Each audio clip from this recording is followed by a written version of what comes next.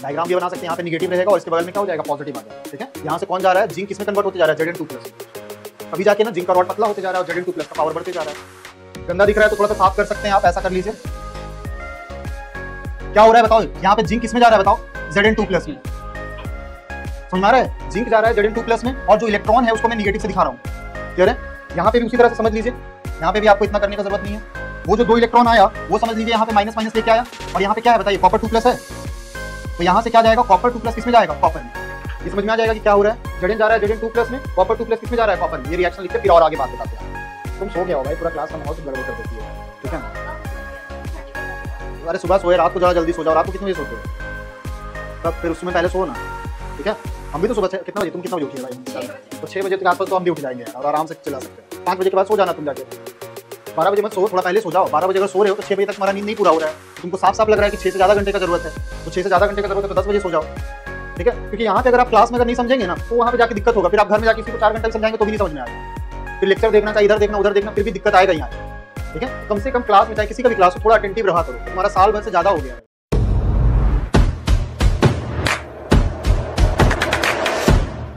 अब electrode potential को समझते हैं, कैसे होता है इलेक्ट्रोड पोटेंशियल का मतलब क्या समझते हैं, किसी को पता है? अरे इलेक्ट्रोड तो पढ़ लिए थे, क्या होता था इलेक्ट्रोड एक मेटल का सरफेस है जहां पे रिएक्शन होता है। ये लास्ट क्लास में ही पढ़े थे। इलेक्ट्रोड बोलने का मतलब ये वाला जो रॉड दिख रहा है ना वही आपका इलेक्ट्रोड है, और ये जो पानी जैसा दिख रहा है उसको कह रहे हैं इलेक्ट्रोलाइट। क्लियर है, तो बैटरीज में ये दोनों प्रेजेंट होगा, इलेक्ट्रोलाइट भी होता है और क्या होता है, इलेक्ट्रोड भी होता है। अगर इन्वर्टर वाला बैटरी देखिएगा, अगर उसको हिलाइएगा तो देखिएगा पानी पानी सा कुछ आवाज आता है, वो पानी पानी सा आवाज किसकी वजह से आ रहा है, इलेक्ट्रोलाइट की वजह से।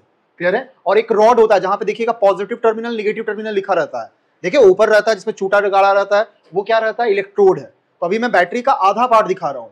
क्लियर है, बात नहीं करना भाई, लास्ट क्लास में तुम लोग बहुत ज्यादा डिस्टर्ब किया था। देखो जो भी पूछना है डायरेक्टली मेरे से पूछो, पेन कॉपी घर से लेके आया करो। और देखो इसमें क्या बात कर रहे थे, ये हमारा इलेक्ट्रोलाइट है और ये आपका इलेक्ट्रोड है, जो हमारे को काम आएगा उसके बारे में हम चर्चा करेंगे। तो जनरली जो आपका इलेक्ट्रोलाइट लिया जाता है वो लिया जाता है ZnSO4, जो हमारा सिलेबस में है, डैनियल सेल आगे बताएंगे। तो ZnSO4 रहता है इलेक्ट्रोलाइट का, और इलेक्ट्रोलाइट है ZnSO4। पता है ये कैसे टूटता है आप लोगों को, ये बचपन से पढ़ते आ रहे हैं। अगर इसको तोड़िएगा ना तो ये टूटेगा Zn2+ में टूटेगा जिंक का, अरे यार Zn2+ और टूटेगा SO4 2- में। ये बात समझ पा रहे हैं, इलेक्ट्रोलाइट ऐसा है मतलब इसमें पानी रहता भी है। देखिए होंगे इन्वर्टर के ऊपर डिस्टिल वाटर आप एडअप भी करते हैं, तो पानी एडअप करिएगा, ये इलेक्ट्रोलाइट है। तो इलेक्ट्रोलाइट उस चीज को कहा जाता है जो पानी में टूट जाए या पानी में टूट के आयंस दे दे। तो ZnSO4 को अगर आप तोड़िएगा तो ये टूटेगा, देखो Zn2+ में और SO4 2- में। ठीक है, आ जाओ जल्दी से सेटल डाउन हो जाओ। तो Zn क्या करता है तुम लोग, देखो Zn2+ और SO4 2- में ये टूट जाएगा। तो ये क्या हुआ, ये बात समझ पा रहे हो ना, इलेक्ट्रोलाइट है ZnSO4 जो कि टूटा है Zn2+ और SO4 2- में। और ये रॉड है, रॉड बेसिकली किसका होता है, मेटल का रहता है। तो इस रॉड को जो हम बात कर रहे हैं ये रॉड है, और ये रॉड है आपका जिंक का। कर लिए ना, तो देखिए अभी ये बैटरी का आधा पार्ट है। अगर आप ZnSO4 का सॉल्यूशन में जिंक का रॉड डालिएगा ना तो कुछ समय के बाद ये रॉड धीरे धीरे ये पतला होते जाएगा। पतला होने से क्या साइंटिस्ट लोग समझे, मतलब ये पिघल रहा है, समझ पा रहे हैं, रॉड पिघलते जा रहा है। तो पिघलने का मतलब क्या है, समझ पाते हैं, कोई पिघल रहा है मतलब क्या से होगा, समझिए। यानी यहां से जो Zn है ना, इस रॉड में पूरा का पूरा रॉड में क्या है, जिंक है। वो जिंक क्या हो रहा है, कूद कूद के किस में कन्वर्ट हो जा रहा है, Zn2+ में। ये रॉड में वही जिंक रह सकता है जिसका वैलेंसी क्या होगा, 0। और जैसे ही अगर वो 2+ में टूटेगा, 2+ में टूटेगा मतलब वो रॉड से बाहर निकल गया और किस में चला गया, इलेक्ट्रोलाइट में। कुछ समय के बाद देखिएगा, देखिए तो अगर जिंक था, देखिए बैलेंस हम लोग पहले भी किए थे, जिंक में बोल रहा हूं, ये आपका जिंक का रॉड क्या हो रहा है, कुछ समय के बाद ये क्या होने लगेगा, पतला होने लगेगा। तो पतला हो रहा है मतलब क्या हो रहा है, इस रिएक्शन कैसा चल रहा है, Zn2+, क्या ये रिएक्शन बैलेंस्ड है, नहीं है ना। एक जिंक बट चार्ज बैलेंस नहीं है, इसका चार्ज 0 है और इसका चार्ज क्या है, 2+। तो इसको बैलेंस करने के लिए हम लोग क्या करेंगे, जिधर ज्यादा होता है वहां पे क्या कर देंगे, 2 इलेक्ट्रॉन क्या कर देंगे, ऐड कर देंगे। जिधर ज्यादा चार्ज होता है ना उधर इलेक्ट्रॉन ऐड कर दीजिए, रिएक्शन बैलेंस हो गया। देखिए इधर 2+ और 2- मिलके क्या हो गया, 0 चार्ज, और इधर भी एक जिंक, इधर भी एक जिंक। तो ये तो समझ में आया कि जिंक का रॉड से जिंक यहाँ पे आया, बाकी इलेक्ट्रॉन क्या हुआ बताओ, एक वो जिंक अगर Zn2+ में गया तो कितना इलेक्ट्रॉन छोड़ा, 2 इलेक्ट्रॉन। तो इलेक्ट्रॉन पानी में नहीं चल सकता है, लास्ट क्लास में ही बताए थे, इलेक्ट्रॉन आपका रॉड में ही चलेगा, इलेक्ट्रॉन पानी में नहीं कूद सकता है। क्लियर है, तो पानी में नहीं कूदेगा मतलब इलेक्ट्रॉन कहां जमा होगा बताइए, रॉड में जमा होना स्टार्ट हो जाएगा। ये तो एक जिंक का बात किया, अगर मान लीजिए दूसरा जिंक कूदेगा पानी में तो फिर से ऐसा होगा, Zn2+ और आएगा पानी में और यहाँ पे क्या आ जाएगा बताइए, माइनस आएगा। ऐसा करते जाएंगे तो कुछ समय के बाद अगर आप इसका डायग्राम देखिएगा तो इस रॉड पे कैसा चीज जमा हो जाएगा, माइनस माइनस, क्लियर है। और इसके बगल वाला जो इलेक्ट्रोलाइट होगा उसमें कैसा चीज दिखने लगेगा बताइए, Zn2+ ज्यादा हो जाएगा ना, Zn2+, क्योंकि माइनस है तो Zn2+ क्या होगा, यहीं पे होगा। ये बात समझ पा रहे हैं? देखिए यहाँ पे कैसा दिखने लगेगा, माइनस माइनस, और इसके इलेक्ट्रोलाइट में कैसा दिखने लगेगा, प्लस प्लस। और ये पढ़े हैं बैटरी में, एक टर्मिनल निगेटिव है और एक टर्मिनल पॉजिटिव है, तो कैसा काम करने लगेगा, कुछ ना कुछ तो पावर डेवलप हो जाएगा। और इसी पावर डेवलपमेंट को क्या कहते हैं बताइए, इलेक्ट्रोड पोटेंशियल। क्लियर है? यहाँ पे आपको दिखने लगेगा ना, एक टर्मिनल कैसा है, निगेटिव, और इसको क्या समझ सकते हैं, Zn2+ ना समझ के आप इसको पॉजिटिव भी तो समझ सकते हैं ना। तो यहाँ निगेटिव और इसके बगल में कैसा डेवलप होने लगेगा, पॉजिटिव पॉजिटिव। तो बेसिकली एक पावर डेवलप हो जा रहा है और उस पावर को ही क्या कह रहे हैं, इलेक्ट्रोड पोटेंशियल। ये पावर डेवलप क्यों हो रहा है बताइए, तो किसके लिए डेवलप हो रहा है, इलेक्ट्रोलाइट और इलेक्ट्रोड के बीच का जो पोटेंशियल डिफरेंस होगा उसी पोटेंशियल डिफरेंस को क्या कहेंगे बताइए, इलेक्ट्रोड पोटेंशियल। आ रहा है बात समझ में? तो यहाँ पे आपका अपने होगा, ठीक है, आप भी देख सकते हैं अगर जिंक का रॉड ZnSO4 में डालिएगा तो ये रॉड पतला हो रहा है, तो साइंटिस्ट लोग ने सोचा ये रॉड पतला हो रहा है तो जिंक तो यहाँ से यहाँ डायरेक्ट नहीं जाएगा, तो जिंक पानी में नहीं रह सकता है, क्लियर है। तो जिंक अगर सिर्फ Zn रहेगा तो ये कैसा रहेगा, रॉड के फॉर्म में, लेकिन अगर Zn2+ होगा तभी ये जाके इलेक्ट्रोलाइट में जाएगा। तो इसने सोचा कि ऐसा रिएक्शन चल रहा होगा और उसकी वजह से क्या हो रहा होगा, यहाँ पे पावर डेवलप हो जा रहा है, एक निगेटिव दूसरा पॉजिटिव, तो इसी पोटेंशियल डिफरेंस को कहा गया इलेक्ट्रोड पोटेंशियल। तो इसका डेफिनेशन लिख लेते हैं, डायग्राम तो आपके पास ऑलरेडी बना भी होगा, तो इसका डेफिनेशन लिख लीजिए, potential difference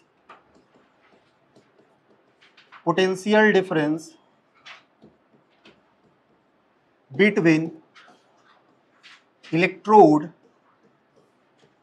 and electrolyte is known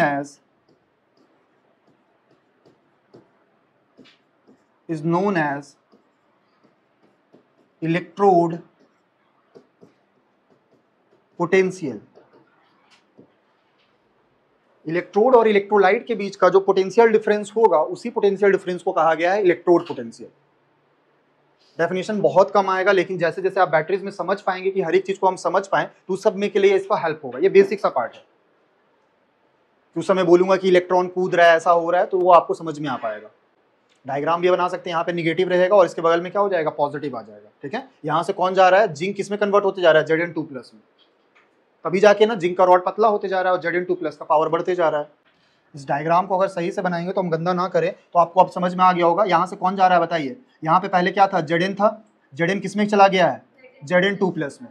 clear है? एक ही दिखा रहा हूँ ताकि गंदा ना दिखे। और ये आपको पता होगा इलेक्ट्रोलाइट है यहाँ पे, Zn2+ SO4 2- यहाँ सब प्रेजेंट होगा, ठीक है, ये आपका इलेक्ट्रोलाइट है। अब जैसे ही 2+ जाएगा तो बताइए इस पे कैसा चार्ज आ जाएगा, निगेटिव निगेटिव निगेटिव, और इसके बगल में कैसा आ जाएगा, Zn2+। क्लियर है? तो ये पॉजिटिव ये निगेटिव, इसकी वजह से एक पावर डेवलप हो जा रहा है और उस पावर को कहा गया है इलेक्ट्रोड पोटेंशियल, ठीक है। यहाँ तक जब भी अगर टर्मिनल का डिफरेंस होगा तो उसी को कहते हैं पोटेंशियल। क्षमता का बात करने लगे, एगो का कम होगा एगो का ज्यादा होगा, ठीक है, तो उसको कहते हैं हम लोग इलेक्ट्रोड पोटेंशियल। चले आगे देखिए, नेक्स्ट चलते हैं। हाफ सेल, नाम से ही सजेस्ट कर रहा है, देख लो इधर, पूछो मेरे से कुछ पूछना है तो। हाफ सेल, हाफ सेल का मतलब है आधा बैटरी। अभी आपका पूरा बात करेंगे, लेकिन हाफ सेल क्या होता है, हाफ सेल मतलब आधा बैटरी, जो अभी पढ़े हैं ना, इसी कॉम्बिनेशन को क्या कहते हैं हम लोग, हाफ सेल। तो हाफ सेल में क्या क्या होता है बताइए, ये वाला पार्ट आप सभी को पता होगा, ये क्या है, इलेक्ट्रोलाइट, और ये वाला पार्ट को क्या कह रहे हैं, इलेक्ट्रोड। तो इलेक्ट्रोड और इलेक्ट्रोलाइट का जो कॉम्बिनेशन होगा उस कॉम्बिनेशन को कहते हैं हाफ सेल। आधा बैटरी देखिएगा तो ये आधा बैटरी, हाँ बोलो, कुछ बोल रहे हो, इलेक्ट्रोड और इलेक्ट्रोलाइट का कॉम्बिनेशन को ही कह रहे हैं हम लोग हाफ सेल। तो इसका जस्ट छोटा छोटा सा डेफिनेशन है, लिखते चलिए। It is a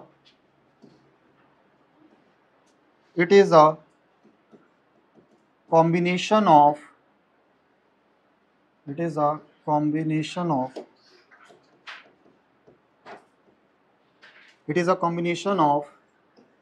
electrode and electrolyte।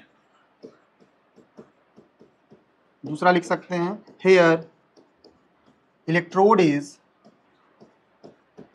dipped into its electrolyte। इस कॉम्बिनेशन को कह रहे हैं हाफ सेल। ये पूरे जो बना हुआ है इसको कह सकते हैं आप हाफ सेल। छोटा छोटा सा पार्ट है, तभी जाके बैटरी समझ पाएंगे। आगे में कुछ भी नहीं है, बस आपका बेसिक सही रहेगा तो आपको आगे चला जाएगा। केमिस्ट्री में खाली आपका बेसिक चाहिए, बेसिक सही रहेगा तो तुरंत तुरंत आगे खत्म होते जाएगा। मानते हैं छोटा छोटा सा टर्म है, ऐसा नहीं पूछेगा what do you mean by half cell, कभी भी नहीं पूछेगा डेफिनेशन में आपका हाफ सेल क्या होता है, लेकिन आपको समझ में आना चाहिए हाफ सेल का मतलब क्या होता है। चलिए छाप लिए तुरंत। हाफ सेल कहने का मतलब एक इलेक्ट्रोड होगा, एक इलेक्ट्रोलाइट होगा। हाँ, उसी को हाफ सेल कहेंगे, ठीक है। चलिए आगे। नेक्स्ट आता है कंस्ट्रक्शन ऑफ सेल। अब आ गया पूरा बैटरी के बारे में बात करेंगे। ये होता है आपका पूरा बैटरी, ठीक है। इसमें क्या होगा, देखिए यहाँ पे आपको क्या क्या दिख रहा होगा, थोड़ा सा इसका पहले बारे में समझ लीजिए कि क्या होगा। जब दो हाफ सेल को मिला देते हैं तो पूरा बैटरी बन जाता है। देखिए ध्यान से देखो, इधर एक इलेक्ट्रोलाइट है, ये इलेक्ट्रोड है, क्लियर है। यहाँ पे भी देखो इलेक्ट्रोलाइट है और ये आपका इलेक्ट्रोड है। ये दोनों को आपस में कनेक्ट किया गया है। यहाँ पे आप बल्ब लगा दीजिए या फिर गैल्वेनोमीटर लगा दीजिए, तब ना पता चलेगा करंट बह रहा है कि नहीं बह रहा है। यहाँ पे कुछ भी बाहर से बैटरी नहीं लगा रहे हैं, यही आपका बैटरी है। ये जो दिख रहा है ना, यही आपका बैटरी है। तो बैटरी के पास क्या होता है, केमिकल होता है। तो केमिकल के पास क्या होगा, केमिकल एनर्जी होगा। और केमिकल एनर्जी किस में कन्वर्ट होगा, इलेक्ट्रिकल एनर्जी। तो यहाँ पे अगर आप बल्ब लगाइएगा तो बल्ब जलेगा, ठीक है। तो यही सेम चीज होता है। और ये वाला सर बीच में क्या दिख रहा है, तो बीच वाली चीज का नाम है सॉल्ट ब्रिज, जो कि हम आगे बताएंगे क्या क्या होता है, कैसे होता है। इसका नाम होता है सॉल्ट ब्रिज।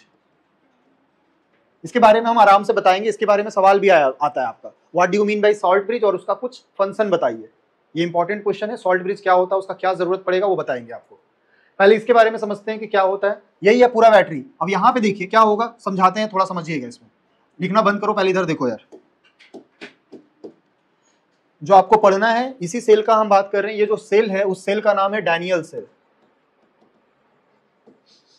डैनियल सेल इसका नाम है, ठीक है। देखिए इसमें क्या होता है, इसमें जो इलेक्ट्रोलाइट लिया जाता है, खास लिया जाता है ZnSO4 लेंगे।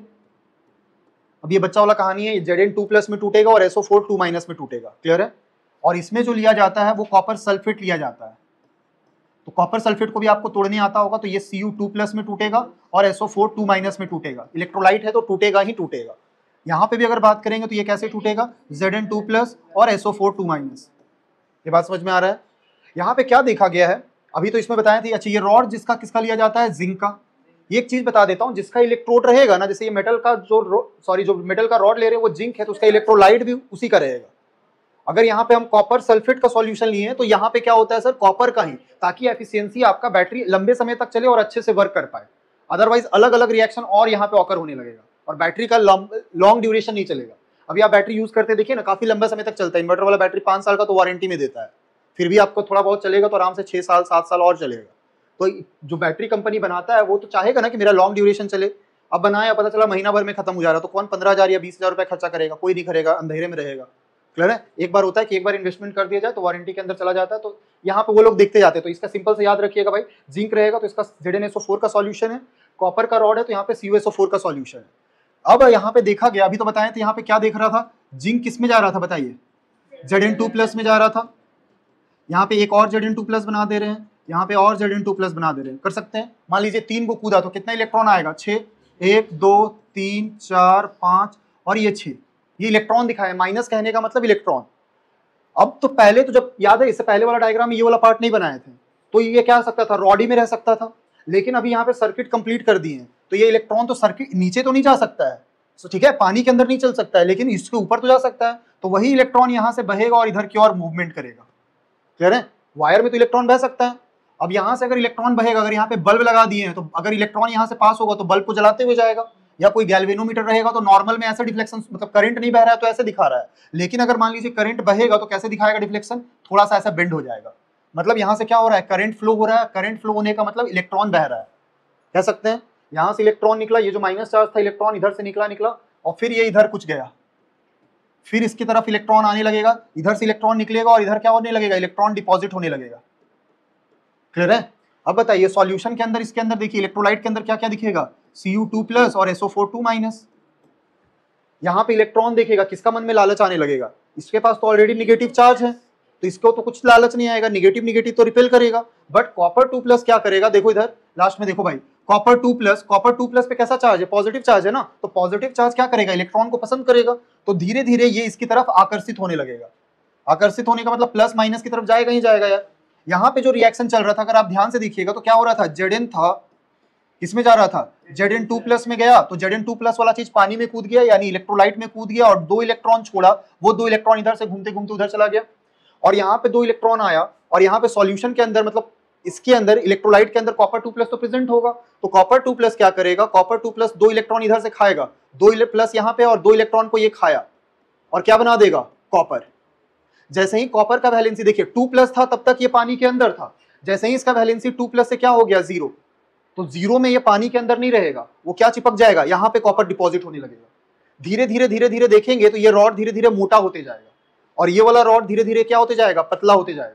ऐसा नहीं कि आप बैटरी खरीद लेते हो तो लाइफ टाइम तक चलते रह जाता है, कुछ समय के बाद इसका इलेक्ट्रोड क्या हो जाएगा, देखिए ना ये पिघल जाएगा, कुछ समय के बाद 5 साल 6 साल के बाद ये क्या हो गया, मान लीजिए पिघल गया, तो क्या करंट पास होगा, ये वाला रिएक्शन होगा ही नहीं। क्लियर है। तो फिर उसके बाद क्या करता है देखना, जब भी आपका बैटरी खराब होता है तो पुराना बैटरी लेने के लिए तैयार रहता है। अगर बैटरी खरीदने जाइएगा तो बोलेगा पुराना बैटरी है क्या, कुछ पैसा दे देंगे, दे दीजिए। तो वो क्या करता होगा, बनाता होगा, ऐसा थोड़ी कि तुमसे खरीद के रख लेगा अपने पास, वो तो कुछ बनाएगा फिर से सेल कर देगा। तो वो क्या करेगा बताइए, इस इलेक्ट्रोड को हटाएगा, फिर से नया इलेक्ट्रोड डालेगा और उसको फिर से सेल कर देगा। आ रहा है बात समझ में कि क्या कर रहा है, इलेक्ट्रोड कुछ समय के बाद देखिए ना ये इलेक्ट्रोड गायब हो जाएगा और ये वाला रॉड मोटा हो जाएगा, तो ये क्या करेगा, वहां से होल करेगा, इस जिंक का रॉड को निकालेगा, नया जिंक का रॉड डाल देगा, फिर से आपका बैटरी काम करना शुरू हो जाएगा। कर सकते हैं ऐसा। तो अभी हम इस पे नहीं जा रहे, पहले अभी यहाँ तक समझते हैं। कॉपर 2+ 2 इलेक्ट्रॉन खाएगा तो क्या बना देगा, कॉपर, और ये वाला रॉड धीरे धीरे क्या होते जाएगा बताइए, मोटा होते जाएगा, ये वाला रॉड फीकर होते जाएगा। समझिएगा भाई, एक ही बैटरी से आप सारा चीज यही कहानी चलेगा, हर एक जगह सेम चीज है। और ये वाला रॉड जो होते जाएगा धीरे धीरे पतला होते जाएगा, थीनर होते जाएगा या थिन जो भी बोल लीजिए।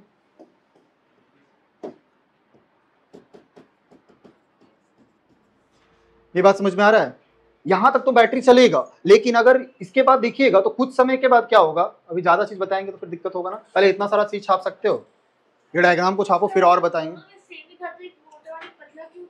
अरे यहाँ पे जिंक कूद रहा है, यहाँ से जिंक का रॉड से निकल रहा है, Zn2+ जा रहा है, और यहाँ पे कॉपर 2+ जा रहा है, यहाँ पे कॉपर 2+ 2 इलेक्ट्रॉन खा रहा है, 2 इलेक्ट्रॉन खाने के बाद क्या बन जा रहा है, कॉपर। तो कॉपर ये वाला चीज है ना, तो यहाँ से Cu2+ किस में कन्वर्ट हो रहा है, कॉपर में, और वहां पे Zn किस में कन्वर्ट हो रहा है, Zn2+ में। हाँ वहां पे देखना, यहाँ पे बीकर रहेगा तो देखना ये पतला होते जाएगा, ये मोटा होते जा रहा है, और ये पतला होगा तो समझ जाएंगे जिंक कूद रहा है Zn2+ में, और ये मोटा हो रहा है मतलब कॉपर 2+ खा रहा है 2 इलेक्ट्रॉन और कॉपर बना रहा है। क्लियर है, ये दिक्कत है। अभी इसका पावर के बारे में बताएंगे, कौन पतला क्यों हो रहा है, मोटा क्यों हो रहा है, अभी पावर के बारे में बात नहीं की है।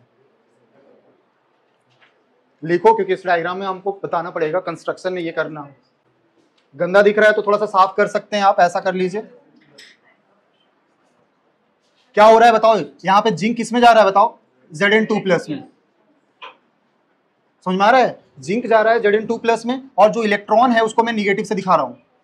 क्लियर है, यहाँ पे भी उसी तरह से समझ लीजिए, यहाँ पे भी आपको इतना करने का जरूरत नहीं है। वो जो 2 इलेक्ट्रॉन आया वो समझ लीजिए यहाँ पे माइनस माइनस लेके आया, और यहाँ पे क्या है बताइए, कॉपर 2+ है, तो यहाँ से क्या जाएगा, कॉपर 2+ किस में जाएगा, कॉपर में। ये समझ में आ जाएगा कि क्या हो रहा है, Zn जा रहा है Zn2+ में, कॉपर 2+ किस में जा रहा है, कॉपर में। ये रिएक्शन लिखिए, फिर और आगे बात बताते हैं आपको। सॉल्ट ब्रिज के अभी बारे में कुछ भी बात नहीं बताएं, सॉल्ट ब्रिज के बारे में ही बताएंगे। अभी मान के चलिए कि ऐसा हो रहा है, बाद में इसका और रीजन बताएंगे कि जिंक का क्यों ऐसा कूद रहा है, इसका रीजन ही बताएंगे कि Zn2+ में क्यों जा रहा है। वो अभी सेल पोटेंशियल नहीं बताएं, सेल पोटेंशियल बताएंगे तब आपको क्लियर हो जाएगा। अभी के लिए तो देख के बता सकते हैं, पतला हो रहा है मतलब यहाँ से Zn हट रहा है, ये मोटा हो रहा है मतलब यहाँ से कॉपर जुड़ रहा है। पतला मोटा से आपका भी ध्यान रखिए। तो बताइए, आपका बल्ब तब तक ग्लो करते रहेगा जब तक यहाँ से इलेक्ट्रॉन निकलते जाएगा और ये इलेक्ट्रॉन खाते जाएगा। समझ पा रहे हैं, यहाँ से इलेक्ट्रॉन निकला, बल्ब जलाया और ये क्या किया, इलेक्ट्रॉन को खा गया। अगर मान लीजिए यहाँ पे अगर इलेक्ट्रॉन को ये नहीं खाता तो पूरा इलेक्ट्रॉन यहाँ डिपॉजिट हो जाता, एक बार पूरा रॉड में इलेक्ट्रॉन भर जाता, फिर उधर से इलेक्ट्रॉन आने का कोशिश करता क्या, नहीं करता। तो यहाँ पे इलेक्ट्रॉन खाना भी जरूरी है, ये इलेक्ट्रॉन को डोनेट कर रहा है और ये इलेक्ट्रॉन को क्या कर रहा है, खा जा रहा है। मतलब अब समझते हैं कि क्या होगा, कुछ समय के बाद आपको एक प्रॉब्लम दिखेगा। ये बैटरी अगर ऐसा सिस्टम रखा जाए ना, जितना अभी तक बताए हैं, वो लंबे समय तक नहीं चल पाएगा। तो इसको लंबे समय तक चलने के लिए क्या किया गया वो बताते हैं, आपको समझाते हैं। हटाएं इसको, नहीं। तुम कहां चली जाती है। अरे देखो यहाँ पे अभी एक गया था, सुनो इसमें प्रॉब्लम क्या है, ये कंटिन्यूअसली नहीं चलेगा। मान लीजिए आपका बैटरी चला आधा घंटा 1 घंटा, ये ऐसा नहीं कंटिन्यूअस चलते रहेगा, जबकि इलेक्ट्रोड भी पूरा है, ये सब बचा हुआ है। प्रॉब्लम क्या होगा, एक वो Zn गया तो यहाँ पे Zn2+ छोड़ के गया, दूसरा जाएगा तो फिर से Zn2+ आएगा। देखिए ऐसा करते, Zn2+ ना लिखे प्लस लिखे, समझ पाओगे, प्लस लिखेंगे तो भी समझ जाएगा ना कि क्या बोल रहे हैं। Zn2+ ना लिख के हम यहाँ पे प्लस लिख रहे हैं, प्लस जितना Zn कूदते जाएगा यहाँ पे प्लस का चार्ज क्या होते जाएगा बताइए, बढ़ते जाएगा। तो ये प्लस क्या करने लगेगा, कुछ समय के बाद इस इलेक्ट्रॉन को जाने ही नहीं देगा। पहले जब इसका संख्या कम था तब तो इलेक्ट्रॉन फ्लो हो जा रहा था, अब मान लीजिए यहाँ पे इलेक्ट्रॉन 2 गए हैं और पॉजिटिव चार्ज है 20 गो। मान लीजिए पॉजिटिव चार्ज आ गया तो ये क्या करेगा, निगेटिव चार्ज को बोलेगा जाने ही नहीं देगा। एक समय के बाद ऐसा होगा ना कि मान लीजिए एक लड़का है तो मान लो कोई 2 तुमको रोकना चाह रहा था, तुम दौड़ उड़ के भाग गया, अब पकड़ने वाला तुमको 20-25 गो है तो तुम कितना भाग पाएगा। तो यहाँ पे ऐसा समझिए, यहाँ पे इलेक्ट्रॉन है और ये पॉजिटिव चार्ज कैसे आ रहा है, ये बात समझ पा रहे हो। पॉजिटिव चार्ज कैसे आया, जब जिंक Zn2+ में कन्वर्ट हुआ, कुछ समय के बाद यहाँ पे देखिएगा तो पूरा अंबार लग जाएगा किसका, पॉजिटिव चार्ज का। तो पॉजिटिव चार्ज इस इलेक्ट्रॉन को जाने देगा क्या, नहीं जाने देगा, और इलेक्ट्रॉन नहीं जाएगा तो क्या होगा, सर्किट दिखाएगा क्या कंप्लीट, नहीं, बल्ब जो होगा वो आपका बंद हो जाएगा। और यहाँ पे भी सेम कहानी होगा, देखिए Cu2+ तो डिपॉजिट हो जाएगा, Cu2+ बार बार डिपॉजिट हो गया, कुछ समय के बाद देखिएगा तो यहाँ पे क्या आ जाएगा बताइए, SO4 2- इकट्ठा होने लगेगा। यहाँ पे क्या इकट्ठा होने लगा बताइए, यहाँ पे कुछ समय के बाद ज्यादा चीज क्या मिलने लगेगा, Zn2+। स्टार्टिंग में तो सही बैटरी काम करेगा, लेकिन जैसे जैसे समय बीतेगा Zn2+ का संख्या बहुत बढ़ जाएगा, लाखों करोड़ों में हो जाएगा। और उसी तरह से धीरे धीरे बताइए कॉपर सल्फेट और SO4 Cu2+ तो 2 इलेक्ट्रॉन खा के यहाँ पे डिपॉजिट हो जा रहा है, चिपक जा रहा है, लेकिन SO4 का क्या होगा सोचिए, SO4 धीरे धीरे बढ़ते जाएगा। तो यहाँ पे ध्यान दीजिएगा तो SO4 कुछ समय के बाद क्या हो जाएगा, एक्सेस। इधर देखेंगे तो पॉजिटिव चार्ज वाला चीज ज्यादा हो गया और इधर देखेंगे तो निगेटिव चार्ज वाला चीज ज्यादा हो गया। ये दोनों क्या कर रहा है, प्रॉब्लम क्रिएट कर रहा है। तो इसको सॉल्व करने के लिए क्या किया गया, इसमें सॉल्ट ब्रिज को डाला गया। अब ये सॉल्ट ब्रिज क्या होता है, नाम से ही सजेस्ट कर रहा है, ये ग्लास का ट्यूब होगा, समझ पा रहे हैं, एक ग्लास का ट्यूब होगा जो ब्रिज जैसा काम करेगा, दो को जोड़ने का काम कर रहा है। देख रहे हो, ये हाफ सेल और ये हाफ सेल को दोनों को क्या कर रहा है, जोड़ रहा है, और वो जोड़ रहा है इसलिए इसका नाम पड़ गया ब्रिज। और सॉल्ट क्यों पड़ा, क्योंकि इसके अंदर क्या है, सॉल्ट रखा जाता है। जैसे कि आपका एग्जांपल बता सकते हैं KCl, KNO3, NaNO3 etcetera, salt है ना, जैसे इसको तोड़िएंगे तो K+Cl-। तो ये क्या करता है, जो आपका प्रॉब्लम आ गया था, क्या प्रॉब्लम आया था बताइए इस बैटरी में, इधर पॉजिटिव चार्ज ज्यादा हो गया था और इधर क्या चार्ज ज्यादा हो गया था, निगेटिव चार्ज। तो ये क्या होगा, बैटरी रहता है और इसके साथ साथ जेली भी रहता है। अभी सिर्फ सॉल्ट डालेंगे तो ये गिर जाएगा, समझ पा रहे हैं, सॉल्ट उतना स्ट्रांगली होल्ड नहीं करता, तो इसमें जेली डाला जाता है। अगर जेली करके नाम आता है, जेली देखे भी होंगे, च्युइंगम में भी खाते हैं, केक में भी डाला आता है। तो वो क्या करता है, इस जेली क्या करता है, जेली और इस सॉल्ट को क्या करते हैं, इसमें फिल कर देते हैं, फिल कर देंगे जिससे सॉल्ट क्या होगा, इसके अंदर होल्ड होगा। अब देखिए यहाँ पे कौन चीज एक्सेस था, Zn एक्सेस था। तो मान लीजिए इसको अगर तोड़ेंगे, KCl का एग्जांपल ले रहे हैं, तो KCl को अगर तोड़ेंगे तो क्या हो जाएगा बताइए, K+Cl-। तो देखिए Zn2+ यहाँ ज्यादा है ना, तो इधर कौन भाग जाएगा बताइए, Cl- चला जाएगा। तो Zn2+ और Cl- दोनों जो चार्ज यहाँ पे पॉजिटिव चार्ज ज्यादा था, Zn2+ और Cl-, ये बचपन में पढ़े होंगे, ये क्या बना देगा, ZnCl2। क्लियर है। तो यहाँ पे जो पॉजिटिव चार्ज होगा धीरे धीरे ये क्या हो जाएगा बताओ, गायब हो जाएगा, फिर से जैसा बैटरी काम करता था उधर से चलने लगेगा। सर यहाँ पे भी तो निगेटिव चार्ज ज्यादा हो रहा था, अरे समझ पा रहे हैं, यहाँ पे निगेटिव चार्ज ज्यादा हो रहा था, तो यहाँ पे कौन चीज आ जाएगा, K+ इधर से बहेगा और इसके अंदर कूद जाएगा। अब K+ किसके साथ रिएक्शन कर जाएगा, SO4 के साथ, तो यहाँ पे क्या बना देगा, K2SO4। तो यहाँ पे जो निगेटिव चार्ज एक्सेस था उसको भी कम कर दिया और यहाँ पे पॉजिटिव चार्ज था उसको भी कम कर दिया। वो काम कौन करता है, आपका सॉल्ट ब्रिज। तो यहाँ से पॉजिटिव हट गया, यहाँ से निगेटिव हट गया, फिर से इलेक्ट्रॉन चलते चलेगा चलते चलेगा।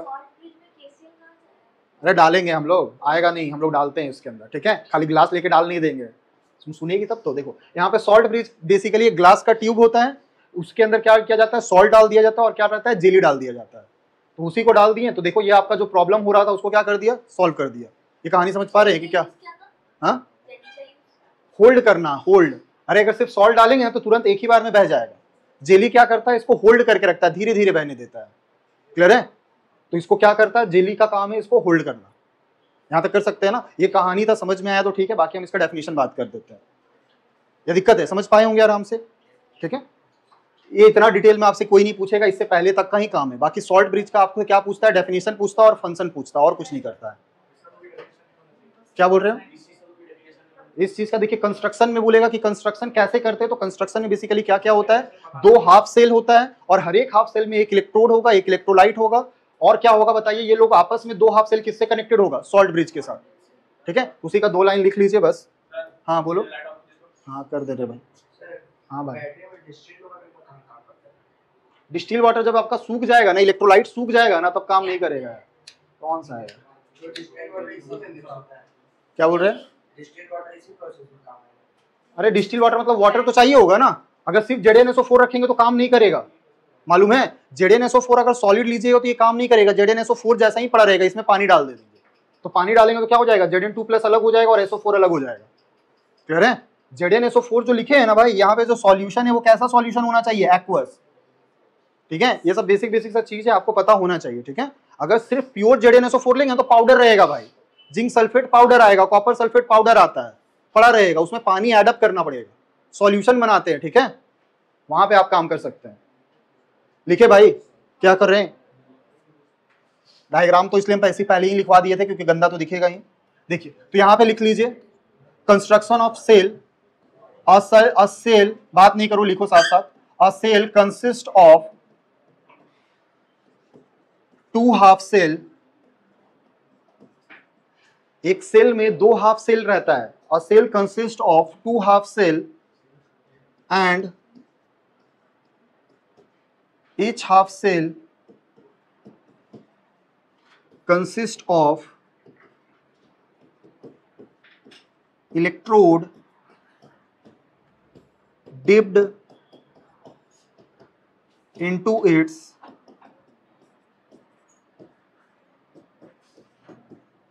electrolyte, and both half cell are connected by salt bridge, और दोनों का दोनों हाफ सेल कनेक्टेड होता है सॉल्ट ब्रिज से। इतना सा पॉइंट लिख लीजिए, इसके बारे में और बताएंगे क्या हो रहा है नहीं हो रहा है।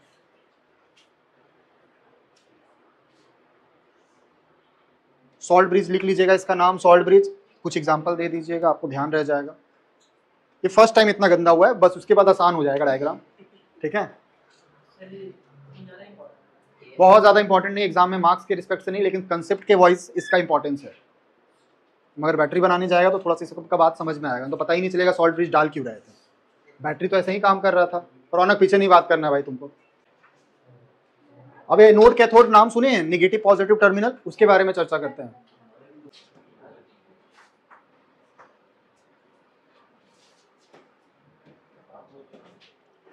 देखो अब इसमें एनोड कैथोड के बारे में भी समझते हैं कि क्या हो रहा है, ठीक है।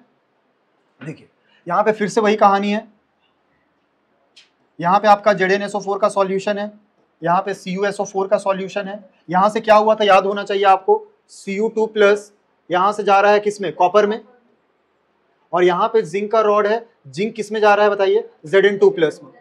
इलेक्ट्रॉन का कोई डायरेक्शन पूछे तो इलेक्ट्रॉन इधर से इधर बह रहा है, कह सकते हैं।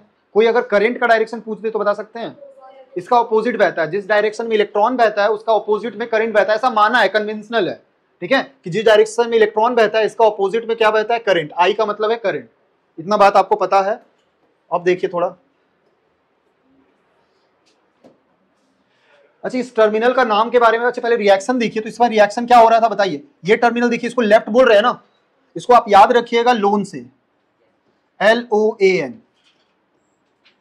L का मतलब होगा लेफ्ट, O का मतलब ऑक्सीडेशन, हम लोग पढ़े होंगे ऑक्सीडेशन, A का मतलब होता है एनोड, और N का मतलब होता है निगेटिव। कैसे हो रहा है सबके बारे में बात करेंगे, देखिए एक एक करके। ये तो आपका लेफ्ट है, इसमें तो कोई दिक्कत नहीं होगा, और ये वाला चीज राइट साइड है। तो अगर इसका एक याद रखिए, लेफ्ट का उल्टा क्या होगा, राइट, ऑक्सीडेशन का उल्टा क्या होगा, रिडक्शन, एनोड का उल्टा होता है कैथोड, और निगेटिव का उल्टा होता है पॉजिटिव। ये एक याद रखिए, दूसरा इसका उल्टा कर दीजिए, अपने बना सकते हैं। लेफ्ट की जगह राइट, O की जगह रिडक्शन, एनोड की जगह कैथोड, और निगेटिव की जगह पॉजिटिव। अब इसको समझाते हैं कि क्या हो रहा है और कैसे हो रहा है। लिखना नहीं है अभी, देखिए बोर्ड पे, इसको मिटा सकते हैं ना,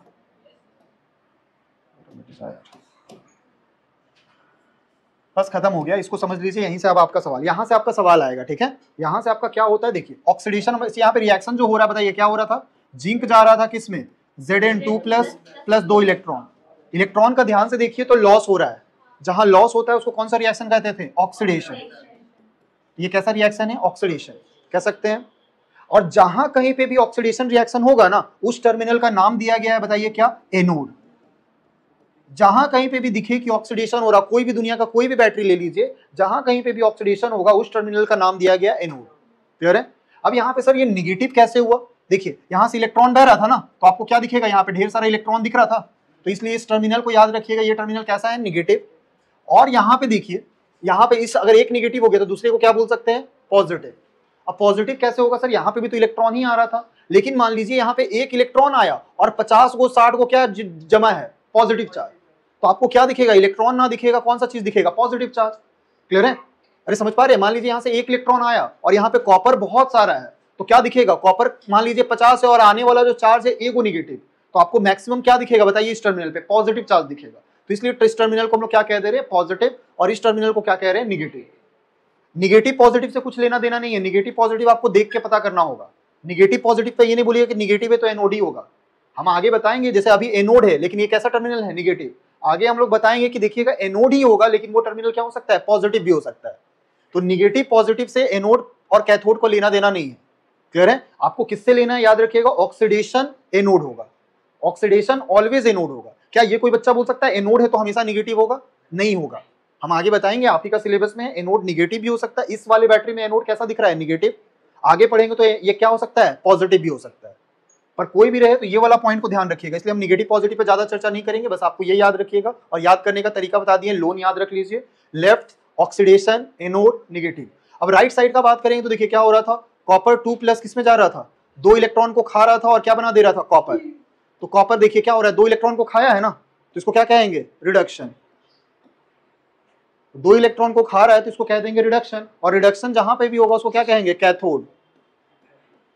इस केस में कैथोड क्या है बताइए, पॉजिटिव टर्मिनल। तो ये वाला चीज आप याद रखिएगा, इससे आपको न्यूमेरिकल्स में भी हेल्प करेगा। हाँ बोलो। नहीं ऐसा कोई जरूरत नहीं है, वही तो बोल रहा हूं ना, लिखवा दूंगा, पहले इतना तो लिखो। ऑक्सीडेशन होगा वहां पे एनोड बोल सकते हैं, लेकिन निगेटिव पॉजिटिव से आप कुछ नहीं बोल सकते हैं। निगेटिव वाला एनोड भी हो सकता है, कैथोड भी हो सकता है।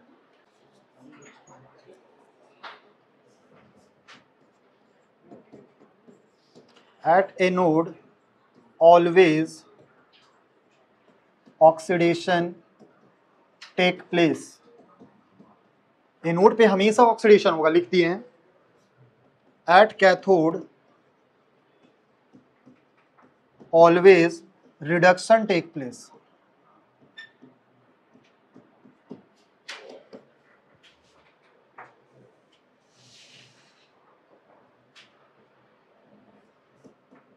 There is no relation between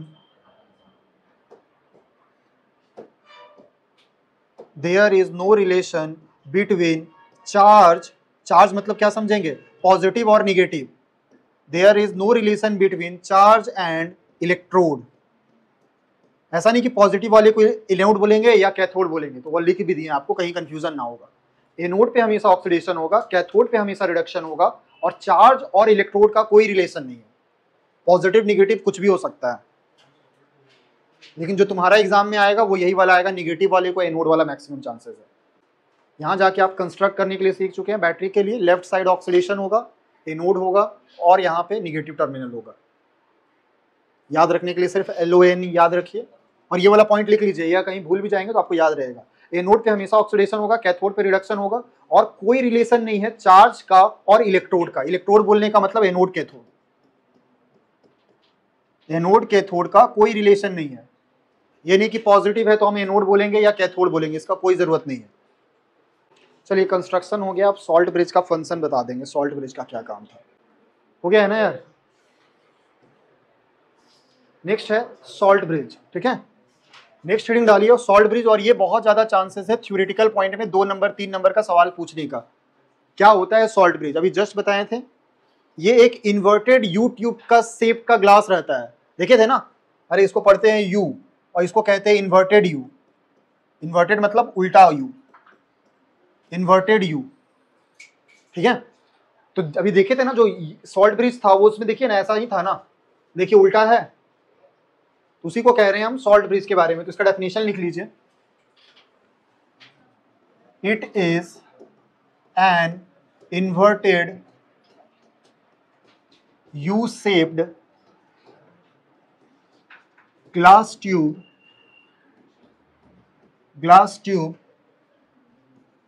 which consist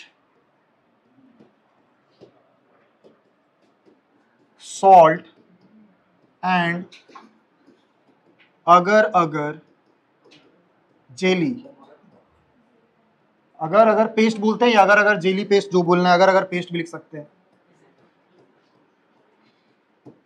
नाम है अगर पेस्ट, अगर पेस्ट। ये एक inverted U shaped glass tube है जो कंसिस्ट करता है सॉल्ट एंड अगर पेस्ट। सॉल्ट का आप एग्जांपल दे सकते हैं KCl, KNO3, NaNO3 एटसेट्रा, कुछ भी कर सकते हैं। इसका फंक्शन क्या है बताइए? फंक्शन क्या बोल रहे हैं, बोलो। ये सर्किट में न्यूट्रलिटी बना के रखा था, देखा था? अगर सॉल्ट ब्रिज नहीं था तो एक साइड पॉजिटिव ज्यादा हो गया था और एक साइड क्या ज्यादा हो गया था, नेगेटिव। लेकिन जैसे ही सॉल्ट ब्रिज को डाले तो क्या किया था, न्यूट्रल कर दिया था। Zn प्लस वाला जो एक्सेस था उसको ZnCl2 में कन्वर्ट कर दिया था, और SO4 माइनस जो एक्सेस था उसको क्या कर दिया था, K2SO4 में कन्वर्ट कर दिया था। और दोनों का दोनों कैसा कंपाउंड है, न्यूट्रल, कोई चार्ज नहीं था। तो ये सर्किट के अंदर क्या करता है बताइए, न्यूट्रलिटी को मेंटेन करके रखता है। न्यूट्रलिटी कहने का मतलब कोई चार्ज नहीं रहने देता है। तो इसका पहला फंक्शन लिख लीजिए, it maintains the electrical neutrality, it maintains the electrical neutrality, it maintains the electrical neutrality। बात नहीं करो यार, आवाज आता है तुम ही लोग का यार। it maintains the electrical neutrality within a cell। थोड़ा थोड़ा पॉइंट्स में लिख लीजिए। हाँ भाई, तुम हर एक सेल में रहेगा, ठीक है? तुम डैनियल का दीवाना है नहीं। It maintains the electrical neutrality within a cell, ठीक है? लिखो भाई। इट प्रिवेंट्स, अरे हर एक बैटरी में रहेगा सॉल्ट ब्रिज इसमें, ठीक है? इट प्रिवेंट्स द, तुम लोग गलत सोच रहे हैं भाई। It prevents the diffusion of, ठीक है?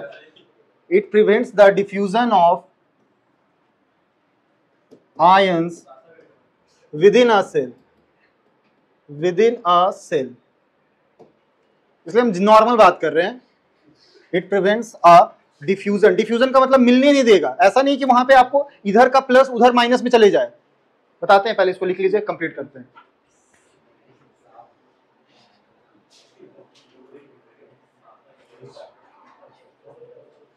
It prevents the diffusion of ions within a cell, ठीक है? डिफ्यूजन का मतलब मिलने नहीं देगा। ऐसा नहीं कि इधर प्लस है इधर माइनस है तो इधर का प्लस वाला इधर माइनस में चला जाए, इधर का माइनस उधर चला जाए। तो ये इसको होल्ड करके भी रखता है, ठीक है? It prevents the diffusion of ions within a cell.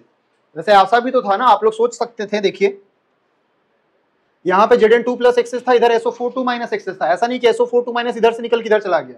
ये सब नहीं होने देता है, क्लियर है? ये सब होने नहीं देता है ये सॉल्ट ब्रिज। तो वही लिखा हुआ है, it prevents the diffusion of ions within a cell. ज्यादा मार्क्स में नहीं आता, 2-3 नंबर में आएगा तो आप इतना लिखिएगा, इनफ है, ठीक है? चलिए आगे, सॉल्ट ब्रिज का काम हो गया, हटाए ना इसे। लास्ट अब आते हैं रिप्रेजेंटेशन ऑफ अ सेल। अब बार बार इतना बड़ा बड़ा बैटरी हम लोग नहीं बनाते रहेंगे, ठीक है? इसका शॉर्टकट तरीका निकाला है कोरिया इंसान लोग, तो उसको शॉर्टकट तरीका है, ठीक है? उसका शॉर्टकट तरीका क्या है वो समझते हैं। जैसे अभी आपको क्या बनाया जा रहा था, देखिए छोटा छोटा सा बैटरी। देखिए बैटरीज बनाने में थोड़ा समय भी लगेगा आपका। यहाँ पे पहले जो भी बनाए तो उसी के बारे में चर्चा करते हैं। ये आपका सॉल्ट ब्रिज था, यहाँ पे ये आपका गैल्वेनोमीटर था, ऐसा था, ठीक है? यहाँ पे आपका क्या था समझिए, जिंक था, इलेक्ट्रोलाइट था ZnSO4, यहाँ पे फिर से आपका इलेक्ट्रोलाइट था CuSO4, और यहाँ पे क्या था, कॉपर। क्लियर है ना? यही ना बताए थे। अब ये डायग्राम को बनाने में क्या हुआ, बहुत ज्यादा समय हुआ। रिप्रेजेंटेशन मतलब इसी बैटरी का छोटा सा रूप दिखाया जाएगा, और उसके लिए कुछ चीजें आपको पता होना चाहिए। जब भी सेल को रिप्रेजेंट करेंगे मतलब बनाएंगे तो उसको रिप्रेजेंट किया जाता है ऐसा, A, B और C से। A का मतलब क्या है सर, तो A का मतलब होता है एनोड, क्लियर है? यानी पहले जो काम करना होगा वो किसका काम करना होगा, एनोड के बारे में लिखना होगा। B का मतलब है ब्रिज, सुन लीजिए आराम से लिखेंगे बाद में, ब्रिज में क्या हो रहा है। और C का मतलब होता है कैथोड, कैथोड में क्या हो रहा है। जैसे देखिए एनोड, ब्रिज, कैथोड, इस तरह से लिखा जाएगा तो आप समझ सकते हैं। वही चीज को देखिएगा अभी शॉर्टकट में लिख के दिखाएंगे। अब इसमें क्या होता है, ब्रिज का कुछ सिंबल है, ब्रिज है ना सॉल्ट ब्रिज, तो सॉल्ट ब्रिज को कुछ सिंबल से डिनोट किया गया। ब्रिज लिखने का जरूरत नहीं है, आप सॉल्ट ब्रिज की जगह क्या करिएगा, 2 स्ट्रेट लाइन दिखा दीजिए। 2 स्ट्रेट लाइन दिखाएंगे मतलब वो किसका सिंबल है, ब्रिज का। दूसरा है फेज डिफरेंस। फेज डिफरेंस मतलब समझ पा रहे हैं, डिफरेंस। जैसे यहाँ पे सॉलिड लिक्विड का अगर डिफरेंस है, सॉलिड और लिक्विड का डिफरेंस है। जैसे यहाँ पे देखिए जिंक कैसा है, सॉलिड, और Zn2 प्लस में जा रहा था तो वो कैसा है, लिक्विड। तो उस केस में आपको कैसा बाउंड्री दिखाना होगा, सिंगल लाइन। क्लियर है? अगर फेज डिफरेंस होगा, सॉलिड और लिक्विड होगा, तो इसमें कैसा लाइन दिखाइएगा? सिंगल फेज, सिंगल लाइन से। कोई बोलेगा अगर लिक्विड गैस होगा तब भी कैसा दिखाएंगे? सिंगल लाइन से। सॉलिड गैस भी होगा तो भी सिंगल लाइन से, जो कि आपका इसी से काम चलेगा। बट अगर कहीं कुछ ऐसा क्वेश्चन आ गया जहां पे मान लीजिए फेज बाउंड्री सेम है, यहाँ पे फेज डिफरेंस था, यहाँ पे अगर हम सेम फेज का बात करें, सेम फेज बोलने का मतलब सॉलिड सॉलिड, तो इसमें क्या दिखाया जाता है? कॉमा। क्लियर है? और अगर लिक्विड लिक्विड होगा, भी बनाएंगे एग्जांपल तो क्लियर होगा, कॉमा। और अगर गैस गैस भी रहेगा तो भी कौन सा चीज यूज करते हैं? कॉमा। इतना सा चीज आपको पता होगा तो अब आप सेल का रिप्रेजेंटेशन कर सकते हैं। ठीक है, पहले इसको लिखो फिर बताते हैं, एग्जांपल देते हैं। अभी ये याद रखिएगा, ब्रिज को डबल लाइन से, फेज डिफरेंस को सिंगल लाइन से, और सेम फेज को कॉमा से डिनोट करते हैं। अब कैसे लिखा जाता है वो बताते हैं आपको। उतना बैटरी बनाने का जरूरत नहीं होगा, उसको छोटा सा हमें आप बता सकते हैं। अब इस बैटरी को बनाना है, ठीक है, पर पूरा बैटरी बना के नहीं दिखाना है हमको। किसके टर्म में लिखना है? एबीसी के टर्म में लिखना है। तो एबीसी के टर्म में लिखेंगे ए बी सी, ये सिर्फ समझाने के लिए, आपको वहां पे एबीसी लिखने का जरूरत नहीं है, आपको सिर्फ एक लाइन लिखना है। इस पूरे बैटरी को आप एक लाइन में लिख के समझा सकते हैं। वो क्या है वो समझो। यहाँ पे क्या काम हो रहा था बोर्ड पे? देखो भाई, जिंक किस में जा रहा था बताइए? Zn2+ में जा रहा था। तो एनोड पे काम क्या हो रहा था वो ध्यान दीजिए। जिंक का रॉड Zn2+ में कन्वर्ट हो रहा था। तो देखिए यहाँ पे लिख सकते हैं Zn, कह सकते हैं। जिंक का आप फेज लिखना चाहें तो लिख सकते हैं। जिंक किस में है बताइए? सॉलिड में। कोई भी मेटल का अगर ऑक्सीडेशन नंबर 0 होगा तो वो सॉलिड में ही होगा। उसके बाद बताइए, ये सॉलिड था तो लिख दिए, उसके बाद कहां जा रहा था बताइए? Zn2+ में जा रहा है।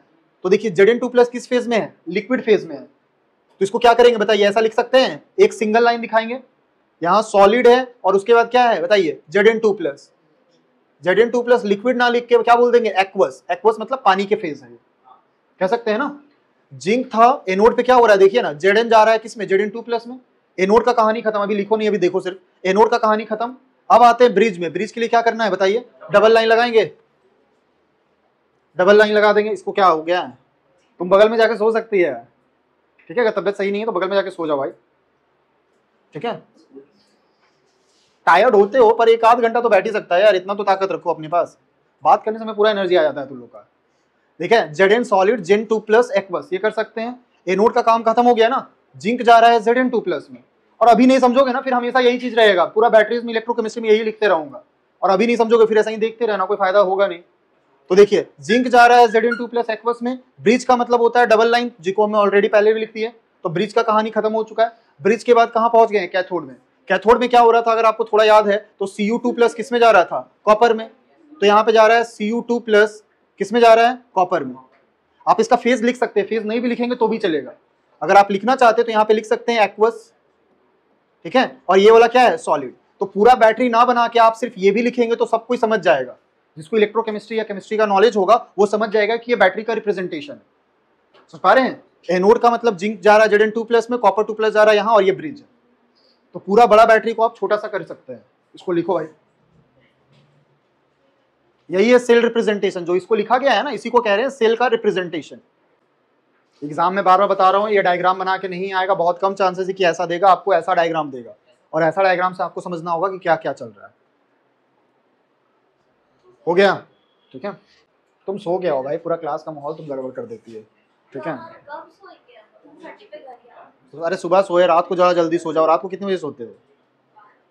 तब फिर उसमें पहले सो ना, ठीक है? हम भी तो सुबह कितना बजे, तुम कितना बजे उठी है भाई? हम तो ज़्यादा, तो 6 बजे के आसपास तो हम भी उठ जाएंगे यार, और आराम से चला सकते हैं। 5 बजे के बाद सो जाना तुम जाके।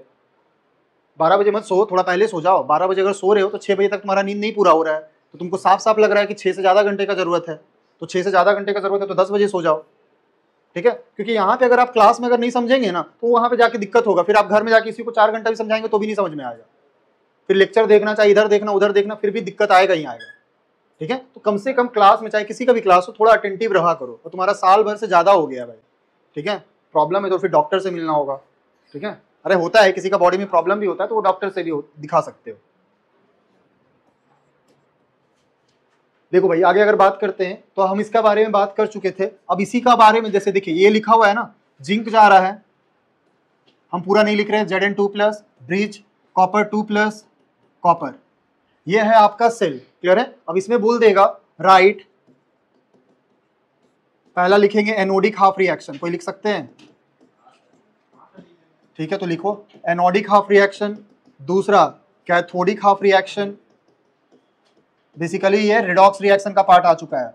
और overall redox reaction, overall redox reaction करके दिखाओ तो कितने लोग कर पाते हैं। ऑलरेडी बताया हुआ है फिर भी एक बार दे देते हैं। खत्म हो गया भाई बैटरी वाला, यही में समय लगता है फिर तुरंत तुरंत खत्म होते जाएगा। मेन पार्ट खत्म हो चुका, समझाने वाला पार्ट। अरे एनोड में कौन सा रिएक्शन, ये वाला पार्ट याद है, ये वाला पार्ट है एनोड, ये वाला पार्ट है ब्रिज और ये वाला पार्ट है कैथोड, कह सकते हैं। तो एनोड में क्या रिएक्शन चल रहा था बताइए, ये हम लोग अभी जस्ट पढ़ के आ रहे हैं। एनोड पे ऑक्सीडेशन चलता है और जिंक किसमें कन्वर्ट होगा बताइए, जिंक कन्वर्ट हो रहा था Zn2+, बैलेंस करना है तो 2 इलेक्ट्रॉन हो गया। फर्स्ट का आंसर ये हो जाएगा। एनोड पे ये वाला रिएक्शन चल रहा था, जिंक कन्वर्ट हो रहा था Zn2+ प्लस 2 इलेक्ट्रॉन। कैथोड पर बात करेंगे तो कैथोड पे किस पे जा रहा था, Cu2+ किसमें कन्वर्ट हो रहा था, कॉपर में। बैलेंस करने के लिए यहाँ पे 2 इलेक्ट्रॉन यहाँ दे दीजिए। अब रिडॉक्स रिएक्शन बताना है ओवरऑल, ओवरऑल के लिए क्या होना चाहिए, इलेक्ट्रॉन बराबर होना चाहिए। तो क्या इधर भी 2 इलेक्ट्रॉन इधर भी 2 इलेक्ट्रॉन, दोनों को कट जाएगा, सीधा सीधा ऐड कर दीजिए। इसको इक्वेशन 1 मान लीजिए, इसको इक्वेशन 2 मान लीजिए, दोनों को ऐड कर दीजिए 1 प्लस इक्वेशन नंबर 2, दोनों को ऐड करेंगे तो क्या बच जाएगा, देखो 2 इलेक्ट्रॉन कट जाएगा, बचेगा क्या इधर Zn+, इधर क्या बचेगा Cu2+, इधर और आगे चलेंगे तो क्या बचेगा Zn2+ और क्या बचेगा Cu। ये हो गया आपका ओवरऑल। क्लियर है। तो इस टाइप का छोटा सा सवाल आपसे पूछा जा सकता है।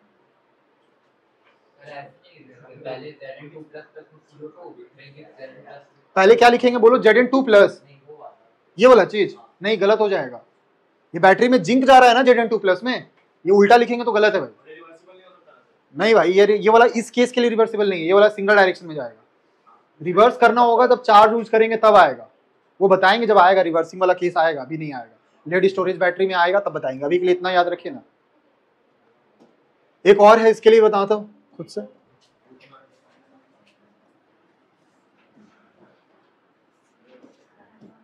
ये मान लीजिए FeSO4 है, फेरस सल्फेट,